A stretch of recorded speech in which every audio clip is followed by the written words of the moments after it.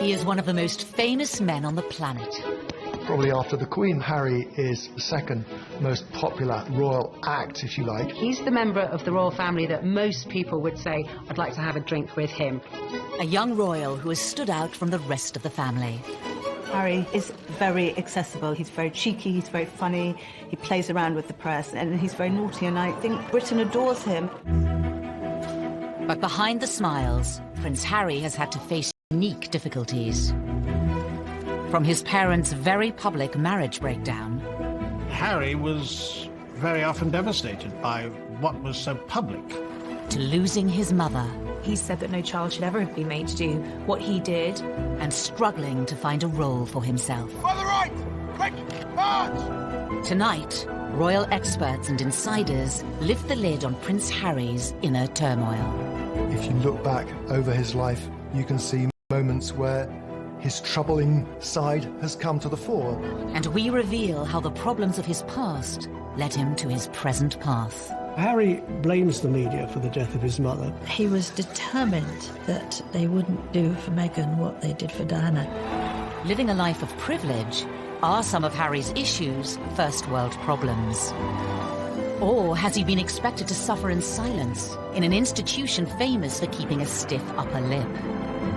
I think he's very warm, I think he's very fun-loving, but I think he's also quite troubled, and he's quite open about that.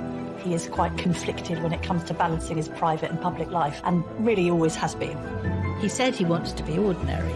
He can't be ordinary. He is a member of the royal family.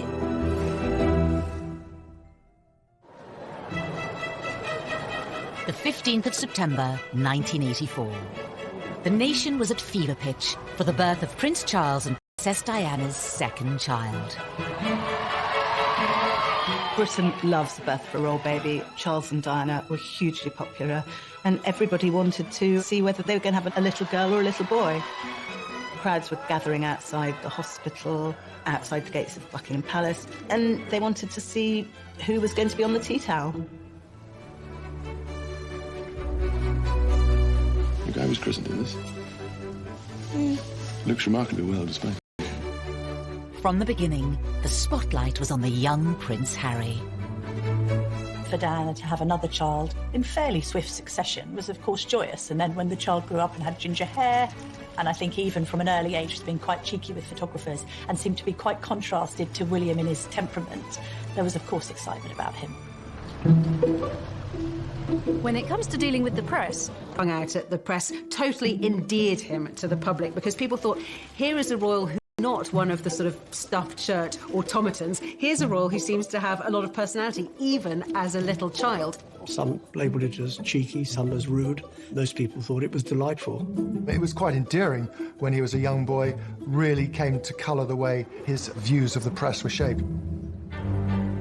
Harry's role in the royal family wasn't just a brother for William and another son for Charles and Diana. On paper, Prince Harry's start in life was incredibly privileged, incredibly lucky, but actually in reality, being born as the younger brother of the future King of England is a very difficult position to be born into. Of course, they're known rather unkindly as the spare. I think being the spare to the heir is a role that inherently has problems attached with it. You know, if you look at the heir, if you look at Prince William, his role has always been defined. What he's going to do has always been clearly outlined. Harry, like spares historically in the royal family, has had to find a role for himself. To some, Prince Harry grew up in the shadow of a brother destined for the throne. He was always less than his brother. The late Queen Mother used to invite Prince William over for tea and talk to him about his future, and not invite Prince Harry. The Queen Mother always made sure that Prince William was seated in a prominent seat next to her, and Harry never was. Diana would take the two boys to Highgrove in Gloucestershire. And on this particular occasion, Diana was driving. I was sat in the front, William and Harry in the back. You know, they clearly got off to a bad start because they were both arguing before we even left. Harry out of nowhere just said, William, you know, one day you'll be king. I won't. It doesn't matter. Therefore, I can do what I like. You can take that comment two ways. It can indicate envy, if you like, that William's got this great future as king, but also there's an element of, I'm free. I'm going to be able to choose my own role in life. While the young princes may have been aware of their unequal positions, their parents were determined to raise them the same way. Diana was very conscious that she wanted the palace to treat the boys equally and to give Harry as many opportunities that were afforded to William. You know, Diana was very fair about how she treated them. There were no favourites, as I saw it. Prince Charles shared Diana's concerns about making sure the boys shared things in their early years, but certainly other more senior members of the family were privately would say, well, this is nonsense. I mean, William is the future. All our efforts must go into educating William. It was William who the Queen would invite for lessons in kingship, if you like, when he was at Eton and she was at Windsor Castle. But while Charles and Diana tried hard to keep their sons happy, their own relationship faltered. That with regret, the Prince and Princess of Wales have decided to separate. Harry had many problems that many people in the West have all the time in growing up in a broken home. But his broken home was exposed on a most extraordinary scale. The entire planet tuned in to learn every detail about the Charles and Diana separation and divorce, and inevitably the focus on Harry and William followed. Harry was very often devastated by what was so public. He couldn't understand why his mother would wish to be so public with so much of her life. Harry was always the baby of the family, and whether it was at school or whether at home, every effort was made to shield him from the newspaper headlines and to protect him from his parents, who really, by that stage, were in a pretty bad way. The War of the Waleses saw Charles and Diana's separation and divorce play out on the front pages and to TV audiences of millions. For the children to hear both parents to come on television at separate times, to admit to having affairs and to admit to how happy they both were when these kids were at boarding school. Can you imagine how cringe-making it must have been for them? Highly embarrassing. And I don't think that makes them secure. In later years, Harry would admit his parents' divorce left him feeling like he didn't spend enough time with either of them. I think Harry found it quite difficult kind of being shared between parents and spending some time at Kensington Palace with Princess Diana and then going to Clarence House and then to Highgrove, his father's property in Gloucestershire. And this sense that he didn't really have a permanent home was difficult for him. The divorce was finalised in 1996. A year later came a far bigger blow for the royals, and especially for Harry, at the age of just 12. We have reports from Paris that Diana, Princess of Wales, has been killed in a car accident. Harry really did feel the loss of his mother. Being the youngest, he was, as much as William was close to his mother, he was probably a little bit closer. It's incredibly difficult to lose your mother at such a tender age, especially if you're in the public eye. And I think that Harry's had a unique set of circumstances to cope with.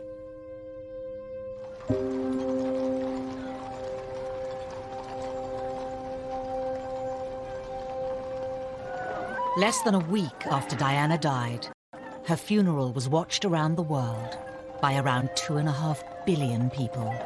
I don't think anyone will ever forget the sight of Harry walking behind his mother's coffin, so small, so young, so grief-stricken. But this is part of it's been very difficult for him. There's a mantra within the royal circles that you do not wear private grief on a public sleeve. And they were incredibly brave in the way they presented themselves. All around them, people were caterwauling, weeping, wailing, and anybody hearing that would break down. But no, they didn't.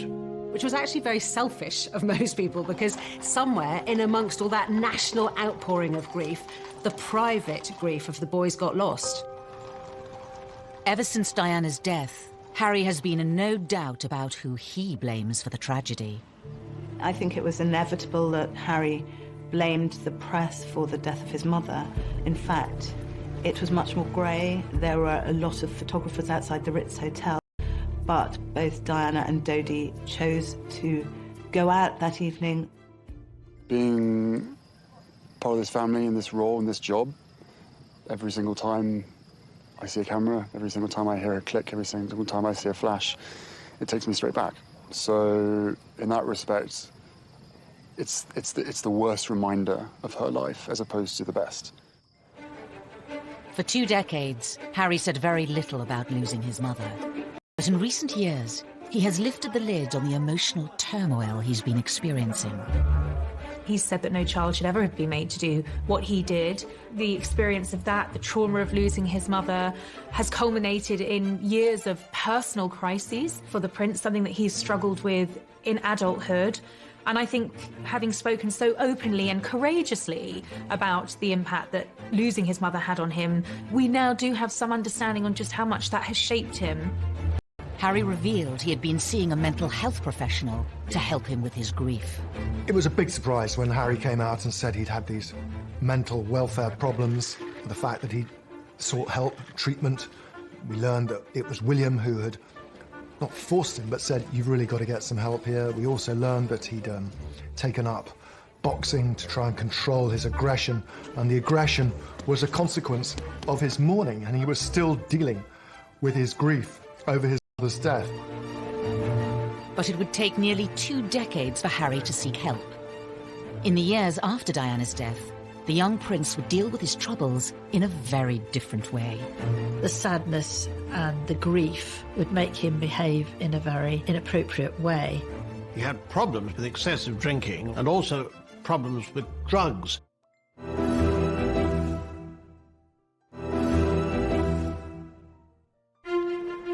By the early 2000s, Prince Harry was privately mourning the loss of his mother.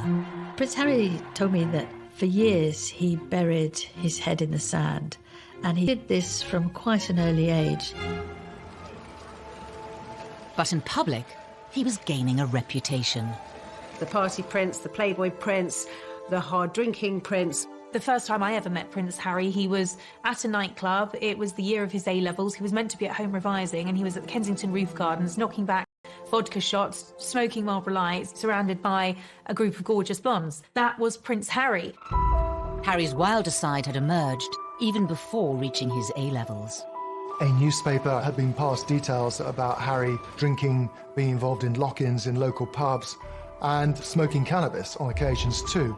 You can really understand how a lonely, privileged, unhappy prince would end up drinking and smoking and taking cannabis to fill those hours and to hang out with people who he thought really liked or even loved him.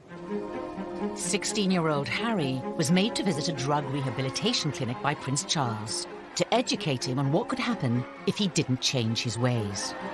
But just a few years later, it wasn't country pubs Harry was visiting. There had been a series of photographs of Prince Harry falling out of nightclubs late at night with various girls and all the rest of it. He was clearly in party mode. In 2004, Harry had an altercation with a photographer while leaving a West End nightclub. There are 2 sides to that story. On one hand, the photographer saying that Harry lunged at him, possibly after a few beers, and the palace saying that the photographer had knocked him with his camera. Was this kind of behaviour just part of growing up? Or did his troubles run deeper? Harry's naughtiness was sometimes just boyish, but other times was really a symptom of his deep grief. It was outlets for his despair, I think. Everything he did was always going to be examined with microscopic detail. He couldn't, in other words, get away with the kind of things that many of his teenage friends could. It was obviously also storing up that sense of resentment that Harry came to have against the media. No one's making judgments, you're just being reported. And actually, some of this has helped to fuel your popularity. People love a royal rebel at the end of the day. Regardless of public opinion, Harry has been open about his feelings towards the media. He admitted to reading coverage about himself when he turned 21. They still upset me and I still read them. Why, I do not know, but I have to read them just for peace of mind, just to know what they've written. And to see who wrote it and see who took the photographs, write that down for later. But there was one newspaper report about Harry's behaviour that upset many others. In 2005, while attending a costume party, Harry wore a swastika armband. That was an episode that happened and he was fully protected by the royal machine, and yet it still happened. It was a gradually, sir, this is a really bad decision. Don't wear the Nazi costume. I thought it was actually quite unfair at the time, and I still think it was quite unfair. It was clearly not a political statement. It was clearly a stupid teenager doing a very stupid thing, thinking it was funny. Harry apologised for it. He said it was something that he regretted. It happened on the eve of him joining Sandhurst. The Royal Military Academy, Sandhurst. In May 2005, Harry spent nearly a year here, training to be an officer cadet in the army. Something he'd wanted for a long time. One of the things that we saw very much with Harry growing up was the fact that he absolutely adored the military. I remember him as a 5-year-old strutting up and down the road at Kensington Palace in army fatigues. Harry excelled in his training and was commissioned as an army officer in April 2006. I think Harry found purpose in the army. I think he found safety in the army, ironically, because of course it wasn't safe, but I think he found emotional safety in the army. The army allowed Harry to feel normal. That's what he wanted. It's completely normal. It's as normal as it's going to get. I'm one of the guys. I don't get treated any differently. Even though Harry felt normal in the army, the rest of the world couldn't forget he was a royal. And that brought problems. When he was told he couldn't serve on the front line, he was absolutely furious and wanted to be treated like any other soldier. I have decided today that Prince Harry will not deploy as a troop leader with his squadron. There was a U-turn on a decision to deploy Harry to Iraq in 2007 over safety fears. I joined the army unless I thought I was going to. Simple as that. If they said no, you can't go front line, then I wouldn't drag my sorry ass through Sandhurst, and I wouldn't be where I am now, because the last thing I want to do is have my soldiers sent away to Iraq or wherever like that, and for me to be held back home, twiddling my thumbs, thinking, well, what about David? What about Derek? At that time, everyone else was going to Iraq, and he felt he should too, and it was enormously frustrating for him. Eventually, Harry was allowed to serve in combat zones. In 2008, it was revealed that he had been deployed to Afghanistan. The day he flew out, he was ecstatic, really. He said that being in theatre in Afghanistan, you know, something that most people would find frankly terrifying, was as normal as he was ever going to get, and he loved it for that reason. But his time on active duty was short-lived. A media blackout was imposed on Harry's posting for his protection until an Australian magazine revealed where he was, and he was forced to leave. He'd had his opportunity in Afghanistan cut short. He could see which way the wind was blowing, that it was unlikely he'd get another retraining to become a very competent Apache helicopter pilot, and this allowed him to have a second bite at the cherry and to go back out there. On his second deployment, the media were allowed much more access to Harry. Not that he was happy about it.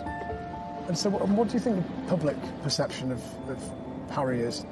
I don't know, it fluctuates. It depends on what the media want to write, I suppose. I mean, you know, I'm out here doing a job and I really enjoy it. I never wanted you guys to be out, but there was an agreement made to invite you out on the deal that the media didn't speculate before my deployment. That's the only reason you guys are out here.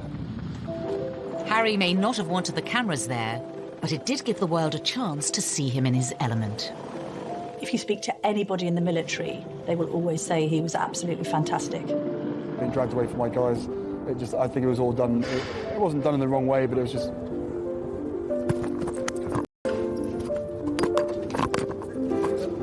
This was Harry doing what he did extremely well, but also doing what he was always keen on doing. In January 2013, Harry returned to the UK after a successful deployment, but there were questions over what was next for him. Because of who he was, it was no longer possible for him to pursue that career. And then what happens? He's left really without a job, without a purpose. He was doing something he felt comfortable with. The army, and anybody who has made a career in the army will tell you military is family, and he felt at home. There was camaraderie. And by the time he got out, he was a little bit lost because he really didn't know what to do, and that winds back to the spare. There is no defined role for that spare. Because he certainly wouldn't contemplate an army desk job. He's not the type of person who would fit in to that, and therefore there was a huge question mark, what would he do next?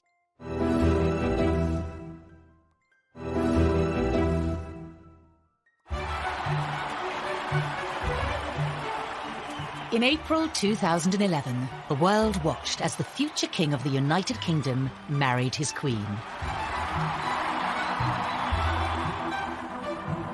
Best man Prince Harry was by his brother's side as William officially settled down.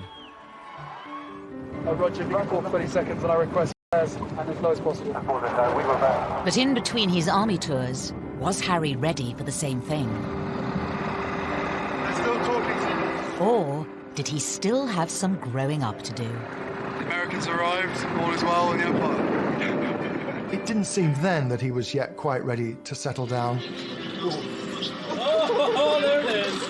Yes, Harry was a prince, but he was... 2012 was, of course, Harry let loose in Las Vegas. In a Las Vegas hotel, however, it is most unwise to play strip pool. According to the advertisement, what goes on here stays here. In Harry's case, it certainly didn't. Once again, Harry was front-page news for all the wrong reasons. For some, it was Harry the lovable rogue. The tabloids ran the images of him basically stark naked, covering his crown jewels, I think. There was no wrongdoing there. It was a bit of harmless fun. And what's been interesting about Harry is actually quite a few of these episodes have endeared him to the public even more. But Harry was still struggling to reconcile the role he had been given at birth and the man he was becoming. Probably let myself down, let my family down, let other people down, but at the end of the day, you know, I was in a private area and there should be a certain amount of privacy that one should expect. But, you know, it was probably a classic example of me probably being too much army and not enough prince, is a simple case of that. After Harry's second tour of Afghanistan, he found a way to combine being a prince with his passion for the military. Your stories move, inspire and humble us. You prove that anything is possible if you have the will. Welcome to the Games. Welcome to Invictus. He founded the Invictus Games, helping disabled and wounded men and women from the services. Invictus was also a way for Harry to address his own troubles, as Angela Levin discovered when she interviewed the prince. I said, well, my first question, Your Highness, is that I've seen you on so many occasions with people who are damaged, with young teenagers, ex-servicemen and women, and you are completely brilliant with them. You know what to say and the way to say it. And I wondered whether you were using these occasions to also help yourself with your own mental health issues. Absolute silence, and I thought, help, I'm going to be thrown out. Seemed like ages, and then he said, that's a really big question. Silence. And he said, you're right, of course. He felt that he was helping others who were probably suffering the same as he was, because those in the Invictus Games, they're also suffering. This was Harry's way, undoubtedly, of continuing links with the military, which he wouldn't do from a desk job, but wanted to do in the wider world, following his mother's footsteps as well for charitable activities. Harry had created an outlet that gave him a purpose and allowed him to help others. But what about his private life? His relationship with his brother was always close. Every year, he is the one person on this earth who I can actually really, you know, we can talk about anything and we understand each other and we give each other support and everything. They were two peas in a pod. They looked out for each other. We're brothers, not lovers. Right? There's a difference. It's a bit weird. For some, Harry gaining a sister-in-law highlighted the need for him to move on and find his own partner.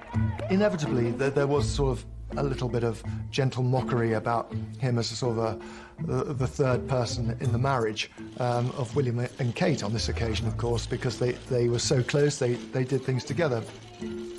There's an awkwardness to that scenario, a couple trying to carve their own path as newlyweds, and then a prince who's got a great deal to offer, and which takes precedence, and who's more popular when it comes to the press, and how does that work in tandem? So I think there was always friction in that regard with the three of them. Ladies and gentlemen, on behalf of the captain and crew, welcome aboard this flight. We hope you enjoy flying with us. Before takeoff, we would like to encourage all passengers to watch our cabin crew display the safety features of the aircraft. 10, 9, 8, 7, 6, 5, 4, 3, 2, 1, 0.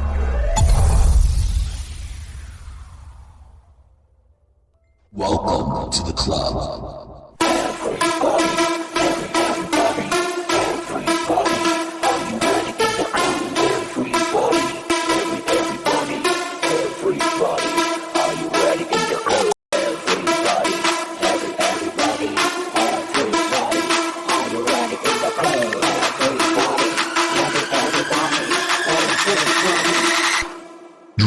police. I think what changed things for Harry was William having his own children, and Harry looking on at Kensington Palace where they were neighbours and thinking that he probably wanted that for himself. It's fantastic to have another addition to the family. I only hope my brother knows how expensive my sitting charges are. It was always inevitable that Harry was going to want to live his own life. Put some effort in. It's the wizard, never the wand. But for Harry, finding a princess of his own would prove difficult. The first love, Chelsea Davy, the girl that he met in South Africa, who he fell head over heels in love with, she had 8 years to look into the goldfish bowl of royalty and to realise absolutely this wasn't the life for her. He lost Chelsea because she didn't like to be in the spotlight. Harry was disappointed, but he was very much younger. Relationship with Cressida Bonus, who was a budding actress. And she, too, didn't like the idea of media intrusion. The media's got a knack of destroying relationships, and she didn't like media intrusion and really didn't want to pursue her acting career, and she walked away. For years, Harry was troubled by his position and the scrutiny that came with it, which would scare women away. It's quite sad when he's one of the world's most eligible bachelors, and at the same time not seeming to be able to find somebody who will take on the job of being in the public eye. There is this sense that they loved him but didn't love the idea of being royal. Meghan Markle entered Harry's life, offering him a genuine chance at happiness. After rumours of a relationship, the pair appeared in public together for the first time in September 2017 at the Invictus Games in Toronto. Meghan was different in many ways. She had a degree of fame and had lived through that herself. She was incredibly accomplished as a public performer, as an actress. It gave her great confidence. She seemed incredibly secure herself, and she was that much older than these girls that had gone before. She'd also, of course, been married, which added an entirely different layer to the relationship. Good grief, you know, Prince Harry is punching above his weight here. There's this amazingly glamorous American actress. When I walked into that room and saw her, and there she was sitting there, I was like, OK, well, I'm going to have to up my game. It was almost as if she was a ready-made royal, and therefore a perfect fit for him. In this strong, striking, confident woman, there was actually someone who was very capable of handling the pressure and the scrutiny of being in the public eye. That was something that neither of his two girlfriends had been willing to take on. But the scrutiny would soon affect Prince Harry and his new girlfriend. He issued an unprecedented statement saying, Meghan Markle has been subject to a wave of abuse and harassment. I did not have any understanding of just what it would be like. I don't think either of us did that. We both said that, even though we knew that it would be. Yeah, I tried to warn you as much as possible, but I think both of us were totally surprised by the reaction after the first 5-6 months when we had to ourselves. You could see that the old thorny issue of Harry's relationship with the press was raising its head again. Quite a lot of the press was very, very charged about her background, headlines like kind of straight out of Compton and all of this kind of thing. There was quite an unpleasant tinge to it. There has been some very negative publicity.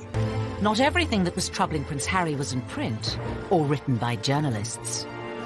Horrible, horrible stuff on social media, and I'm sure they weren't scrolling through it all the time, but you will see this stuff. You know, they're modern young royals. Of course they're going to be on social media. This time, though, the relationship survived. Harry asked Meghan to marry him. What were we doing? Just roasting chicken and having Trying to roast chicken. Trying to roast a chicken, and it was just an amazing surprise. It was so sweet and natural and very romantic. He got on one knee. Having watched Harry grow up, the public saw this as the moment to put his past behind him. They wanted Harry to be happy. They adored Harry, and they wanted him to be content and find the right person. Well, I think that the country were overwhelmed with happiness for Harry, and it all came back to the little boy at his mother's funeral, And then later his heartbreaking confessions about how upset he'd been and how he'd struggled with demons for years, coming to terms with the grief of the loss of his mother. And then he should find this remarkable young woman who has such a different background from him, whom he was so clearly in love with. But was this the beginning of a fairy tale, or the start of another difficult chapter for the already troubled prince? Things were said and done in the run-up to the wedding that both sides regret, but had caused irreparable damage.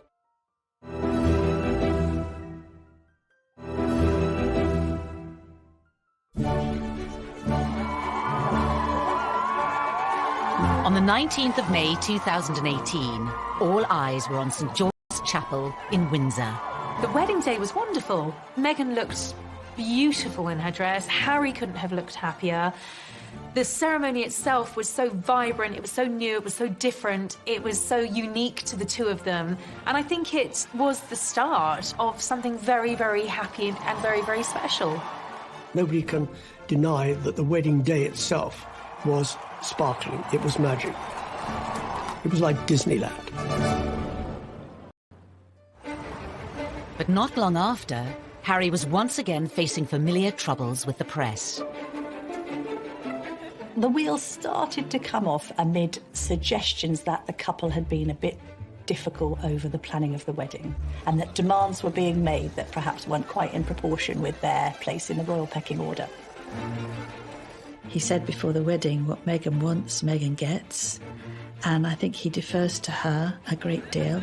She's a very confident, articulate woman who's done very well for herself, because she's never been a member of the royal family, but she won't be confined by protocol.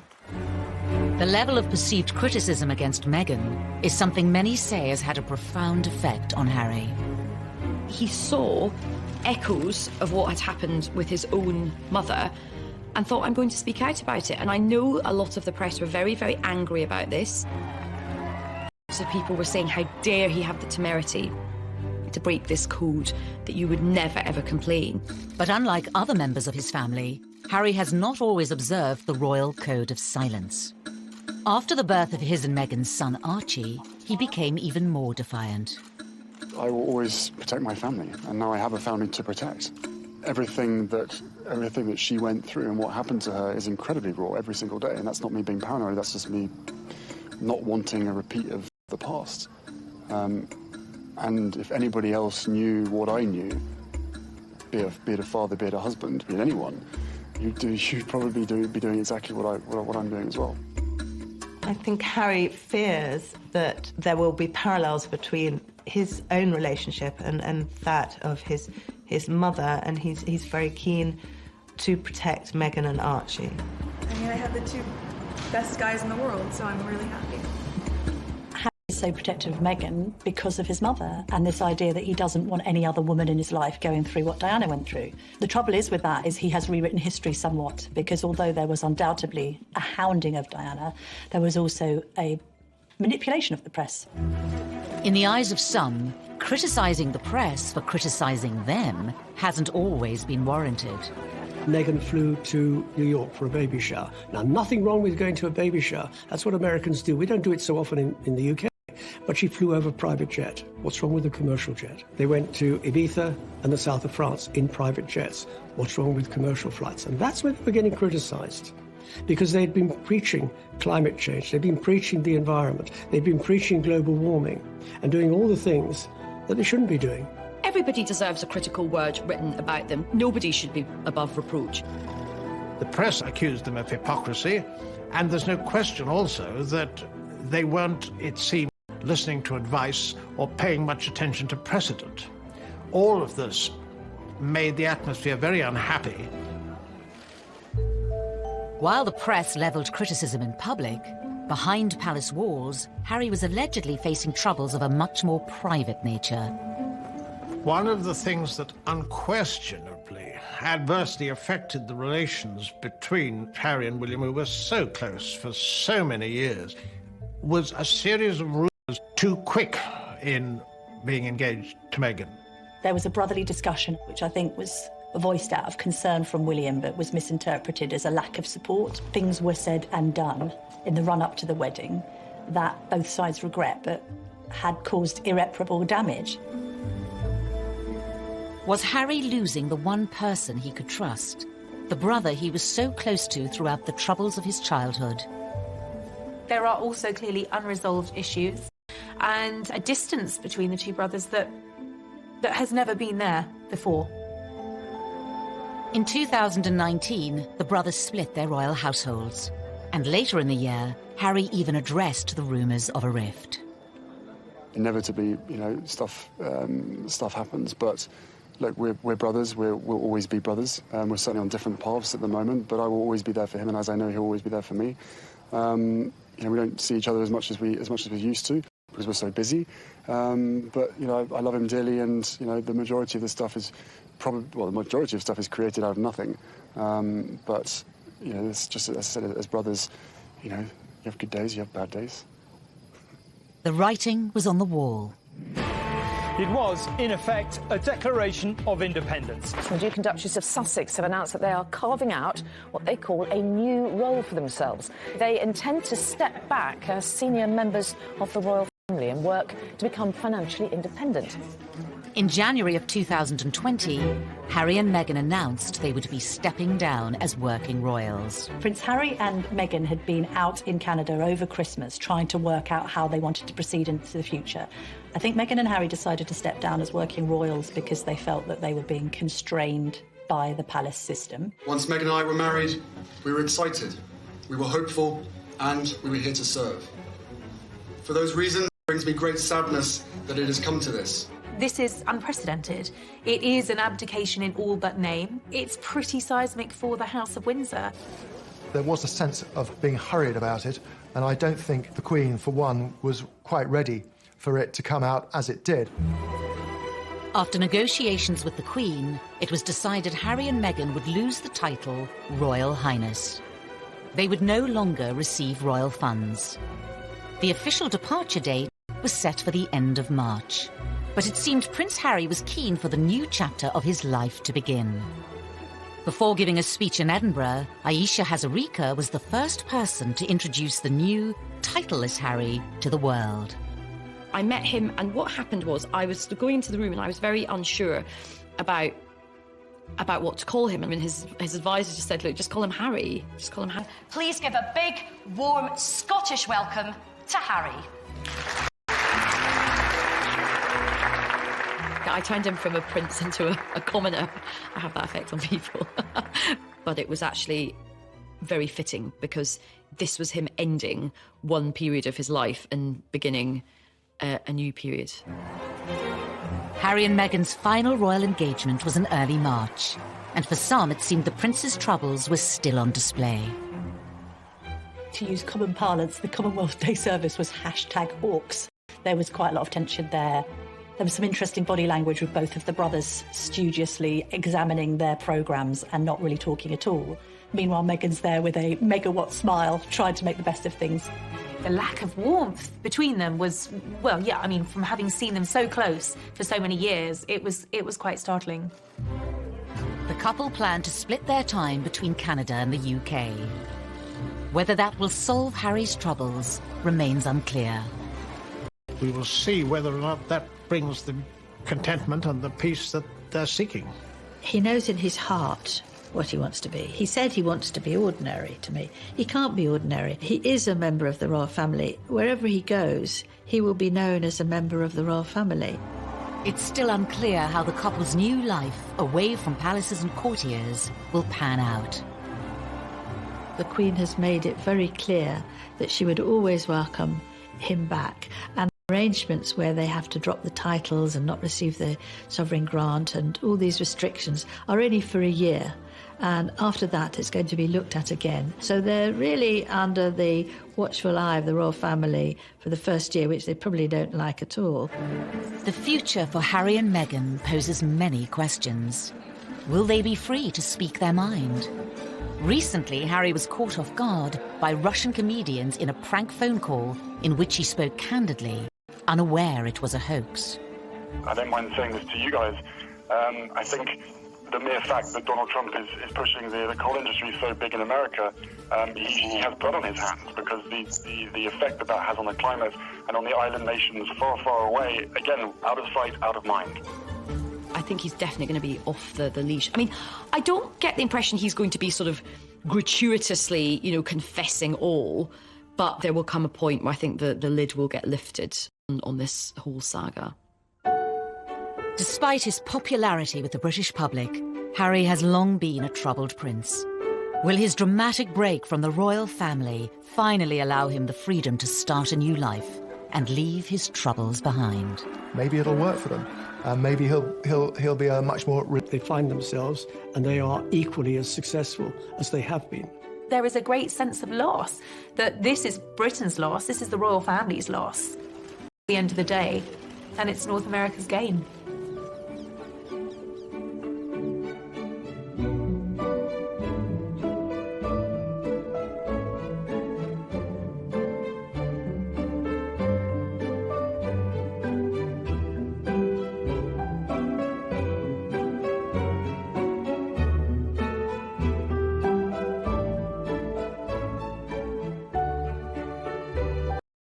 I forget the sight of Harry walking behind his mother's coffin, so small, so young, so grief-stricken.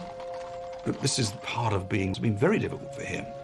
There's a mantra within the royal circles that you do not wear private grief on a public sleeve. And they were incredibly brave in the way they presented themselves. All around them, people were caterwauling, weeping, wailing, and anybody hearing that would break down. But no, they didn't. Which was actually very selfish of most people, because somewhere in amongst all that national outpouring of grief, the private grief of the boys got lost. Ever since Diana's death, Harry has been in no doubt about who he blames for the tragedy. I think it was inevitable that Harry blamed the press for the death of his mother. In fact, it was much more grey. There were a lot of photographers outside the Ritz Hotel. But both Diana and Dodi chose to go out that evening. Being part of this family in this role, in this job, every single time I see a camera, every single time I hear a click, every